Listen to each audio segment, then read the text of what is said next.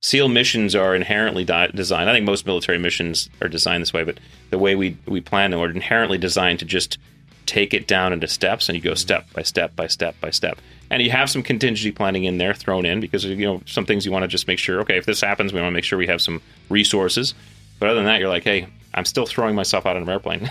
Yeah. I'm still doing something that's highly uncertain. So if something that happens that's unplanned, then I'll figure it out in the moment. In fact, a quick example, I was with a couple SEAL buddies of mine a couple weeks ago. And some of the things we did together was we did what called hey-ho jumps, which is high altitude, high opening. You're jumping out at about 20,000, 22,000 feet.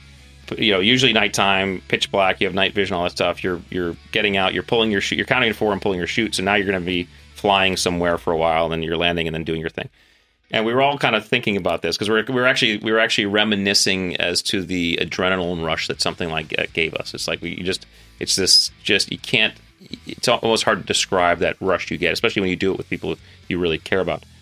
But all of us were kind of remarking the fact that, and I think my buddy said, hey, when I was standing on the ramp, getting ready to jump, what do you think the one thing I was thinking of was? The one thing because we stand on this ramp, we have this whole mission, a whole mission in front of us to go do.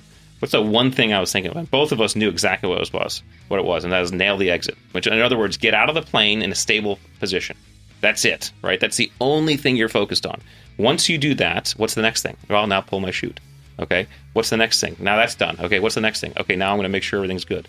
It's all, and so the mind, the SEAL mind, and I think the Master of Uncertainty mind, takes these enormous things and says, okay, what's the thing I'm going to focus on? What's the most important thing in my life right now? And for us, standing on the edge of that ramp, it's nail the exit.